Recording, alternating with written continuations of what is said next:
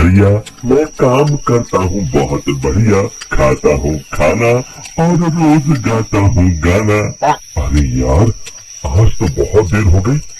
इस खतरनाक जंगल को देखकर तो मेरे हाथ पैर ठंडे हो गए हैं।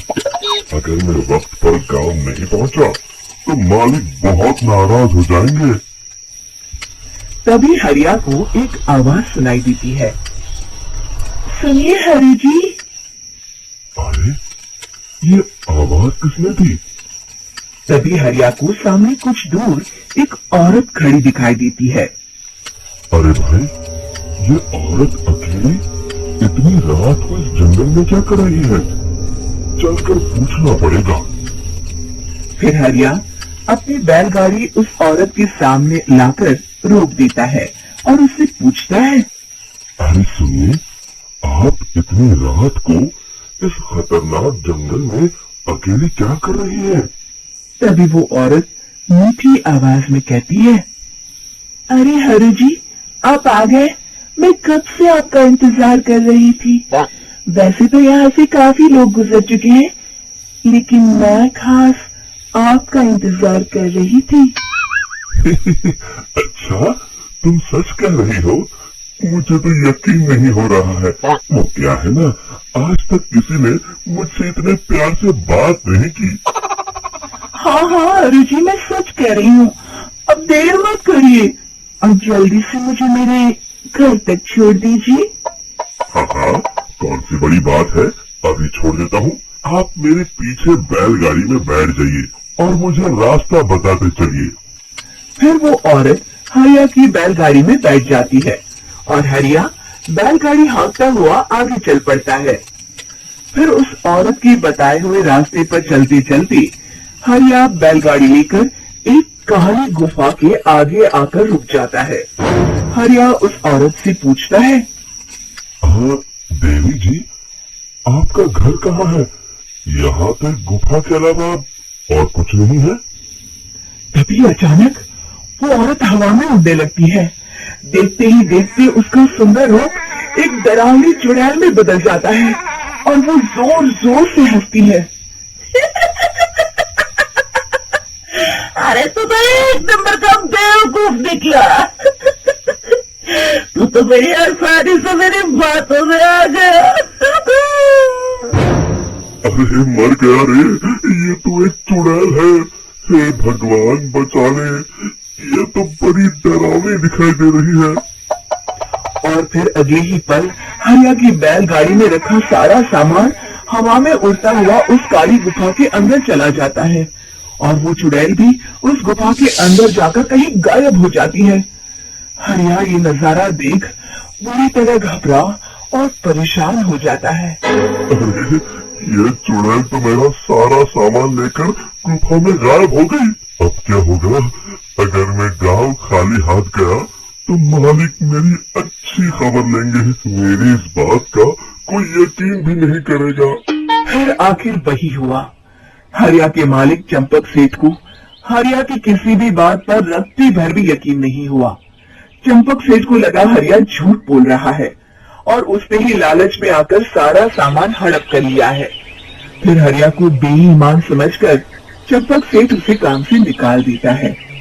अगले दिन अपनी दुकान में परेशान बैठा चंपक सेठ गुस्से में बड़बड़ाता है। अरे, दुकान में तो सामान बिल्कुल भी नहीं है। अब मुझे ही शहर जाकर सामान लाना होगा।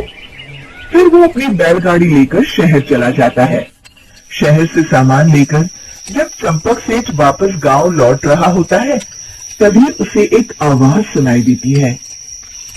चंपक जी, ओ चंपक जी। अरे, ये तो कोई मेरा नाम लेकर मुझे पुकार रहा है। फिर उस रास्ते में वही औरत खड़ी दिखाई देती है। फिर क्या था, हरिया की तरह चंपक सेठ भी उस औरत के पास अपनी बैलगाड़ी लेकर जाता है और वो भी उसकी चिकनी चुपड़ी बातों के मुंह जाल में फंस जाता है। फिर चुड़ैल उसे भी अपनी गुफा तक ले जाती है और उसका सारा सामान लेकर गुफा में गायब हो जाती है। बेचारा चंपक सेठ लाचार होकर खाली हाथ गांव लौट आता है। फिर ये उस जंगल में रोज की बात हो जाती है।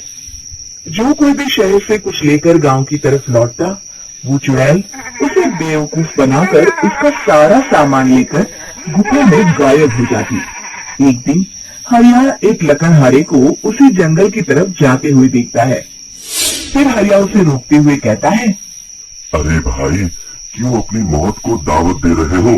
मेरी बात मानो, आगे जंगल में मत जाओ, वहाँ एक बड़ी भयानक चुड़ैल रहती है। लकड़हारा हरिया की बातों को नजरअंदाज करते हुए कहता है, अरे भाई, मुझे पहले ही बहुत देर हो चुकी है, मुझे जाने दो भाई। शाम तक लकड़ियाँ काट कर शहर के बाजार में बेचना है। तुम अपनी ये कहानी किसी फुर्सत में बैठे इंसान को सुनाओ, मैं तो चला। इतना कहकर लकड़हारा वहाँ से आगे जंगल की तरफ चला जाता है। फिर अगले दिन गांव के मुखिया के घर के बाहर बहुत सारे लोग जमा हो जाते हैं।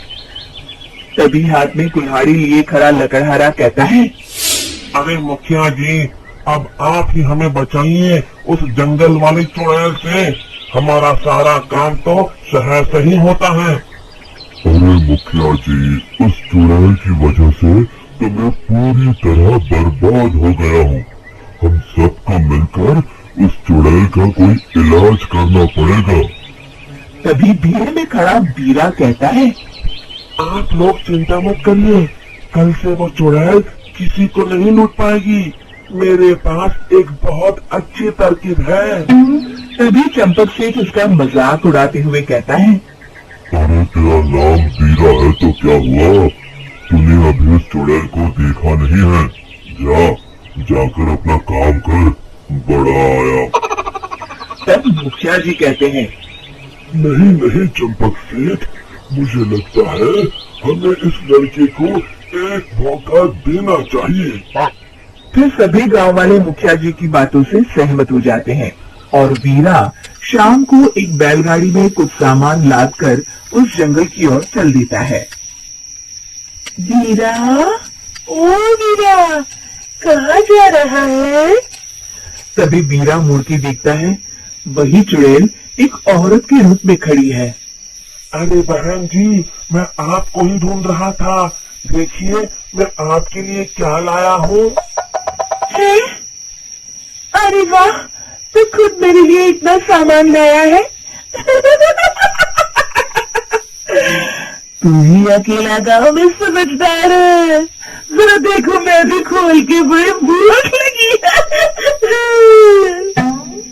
जैसे ही चुड़ैल उस सामान पर से कपड़ा हटाती है, एक भगवान शिव की तेज रोशनी उसके अंदर मूर्ति से निकलती है और चुड़ैल अपने असली रूप में आकर जलने लगती है। अरे मैं जल रही हूँ, बचाओ! बचाओ! ओम नमः शिवाय, मर गई मैं! देखते ही देखते वो चुड़ैल राख के साथ उड़ जाती है और सभी गांव वाले भी वहां जाते हैं। शिक्षा बुराई पे सदा अच्छाई की ही जीत होती है।